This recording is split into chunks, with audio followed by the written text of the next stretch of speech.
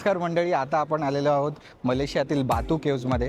बातू caves कशासाठी प्रसिद्ध आहे तर इकडच्या लॉर्ड मुर्गन स्टॅच्यूमुळे. तर लॉर्ड मुर्गन म्हणजेच कोण तर आपले देव कार्तिक. तर तुम्ही पाहू शकता पाठीमागे 141 फुटाचा इकडे स्टॅच्यू आहे लॉर्ड मुर्गन. कार्तिकेय देवाचा इथे स्टॅच्यू आहे, तुम्ही पाहू शकता. त्याच्या आजूबाजूला तुम्ही इकडे हे दुर्गा मातेचं मंदिर आहे, इकडे शिवजीचं मंदिर आहे आणि हे जवळजवळ इकडे 210 स्टेप्स आहेत.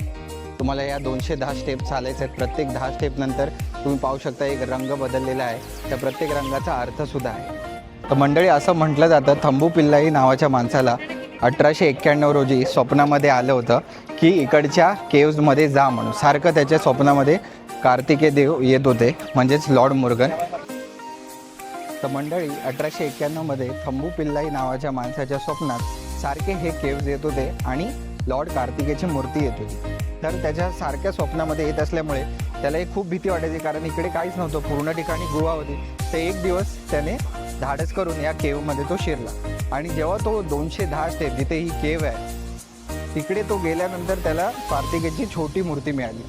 तर त्या थंबू पिल्लाईने नंतर मग इथे मंदिर उभारलं. तुम्ही पाहू शकता हे 141 फूट मोठा स्टॅच्यू किती मस्त आहे ना. आणि त्याच्या पाठीमागे तुम्ही पाहू शकता ही ती केव्ज आहे. वरती तुम्हाला जायचं आहे 210 स्टेप चढून. आणि हे आहे शिवजींचं मंदिर आणि त्या बाजूला महादुर्गाचं सुद्धा मंदिर आहे, तुम्ही तिकडचंही दर्शन घेऊ शकता. तर मंडळी, मी तुम्हाला दाखवतो अर्ती केव्जमध्ये जाऊन कसा नजारा आहे. ह्याच्या आजूबाजूला अजून 2 टेम्पलसुद्धा आहेत, लॉर्ड बालाजी आणि तसंच हनुमानजींचा टेम्पल पण. नक्की मी तुम्हाला दाखवतो, तर हा ब्लॉग पूर्ण नक्की बघा. मंडळी, तुम्ही पाहू शकता इकडे खूप सारी माकडं आहेत, जे हातातल्या काही गोष्टी खाद्यपदार्थ असेल तर त्या घेऊन चालले. तर मंडळी, आता आपण स्टेप चढायला सुरुवात करतो आहे. पाहू शकता तुम्ही ज्या मागे केवढी मोठी चढाण आहे. तर जवळजवळ 10 मिनटं लागतील. तर मी तुम्हाला तिकडे वरती गेल्यावर नजारा दाखवतो.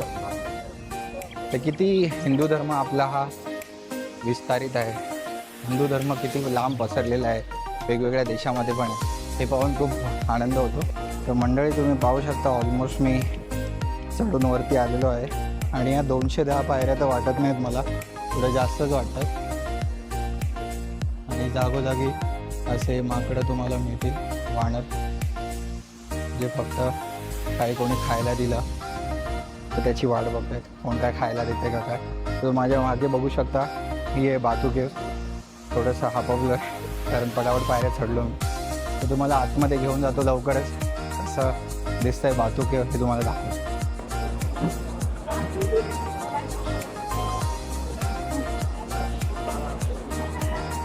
इकडे एक छोटीशी मूर्ती उभारली आहे कार्तिकेयची. सगळे टुरिस्ट जण इकडे आलेले आहेत वेगवेगळ्या देशातून. खरा मेन हा टुरिस्ट अट्रॅक्शन पॉईंट आहे जर तुम्ही मलेशियामध्ये येत आहे तर. मंडळी, मी फायनली मंदिरामध्ये आलो आहे. तुम्ही पाहू शकता इकडचं कसा नजारा आहे तो. आणि तुम्हाला मी घेऊन जातो, दर्शन आता होणार आहे. माझ्या मते आरती वगैरे चालू आहे, तर मेन तुम्हाला गुजबंब येणार आहे. तर नक्की नक्की ही व्हिडिओ पूर्ण व्हावा.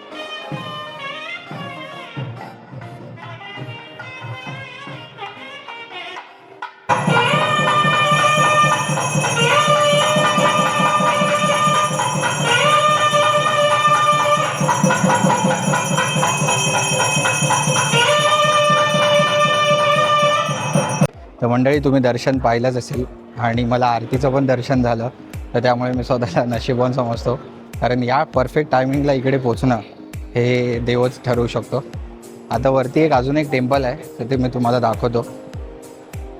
छोटीशी एक चढाण आहे, ती चढाण चढल्यावर वरती एक टेम्पल दिसतंय मला. मी तुम्हाला तिकडे नेऊन दाखवतो कोणाचं टेम्पल आहे ते, ठीक आहे. तर मंडळी, आपण छोटीशी ती चढाण होती ती चढून वरती आलेलो आहे आणि इथे पाठीमागे वल्ली थेवानाई सुब्रमणियार सनाती यांचं मंदिर आहे, हे बघा. आणि इथून तुम्ही दर्शन घेऊ शकता त्यांचं.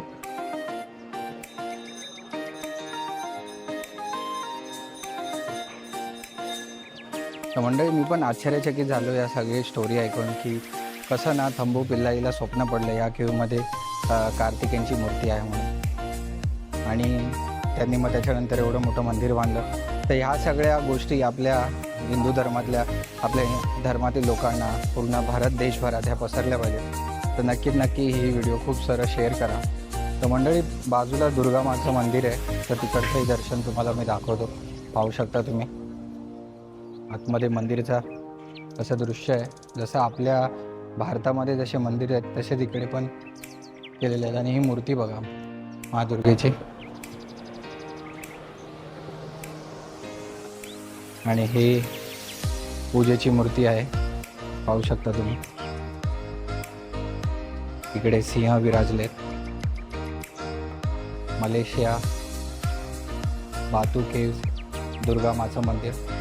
तर कसं वाटलं? अजून याच्यानंतर मी तुम्हाला शिवजींचंही टेम्पल दाखवेन आणि हनुमानजींचं सुद्धा.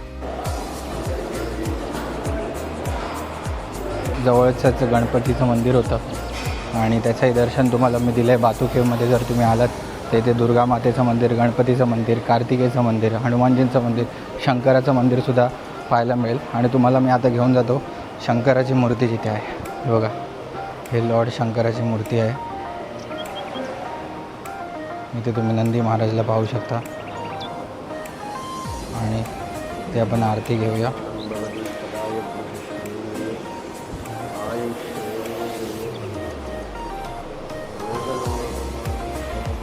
तर आता फक्त एक मंदिर बाकी आहे हनुमानजींचं, तर ते पण मी तुम्हाला दाखवतो मंडळी. म्हणजे बातू केव्हचे सर्व टेम्पल आपण कवर केलेले आहे. तर मंडळी आता पाठीमागे माझ्या बालाजींचं टेम्पल आहे, पण आता दुपार झाल्यामुळे ते क्लोज आहे. तुम्हाला मी फक्त दाखवतो बाहेरून कसं दिसतं ते.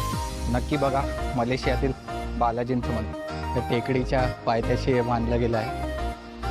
हे खूप रिसेंटली बांधलं आहे इकडच्या तमिळ हिंदूंनी. तर आपण आता इथून पुढे जाऊया हनुमान मंदिर जे आहे ते. तर मंडळी हे बघा, मंदिराच्या सुरुवातीलाच एवढी मोठी मूर्ती आहे प्रभू हनुमानांची. सुरुवातीलाच पाहू शकता तुम्ही.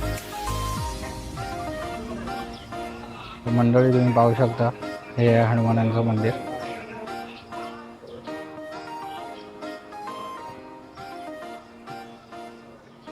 तर मंडळी मी जवळचंच एक राणी विलास म्हणून रेस्टॉरंट आहे, प्युअर व्हेजिटेरियन आणि जैन.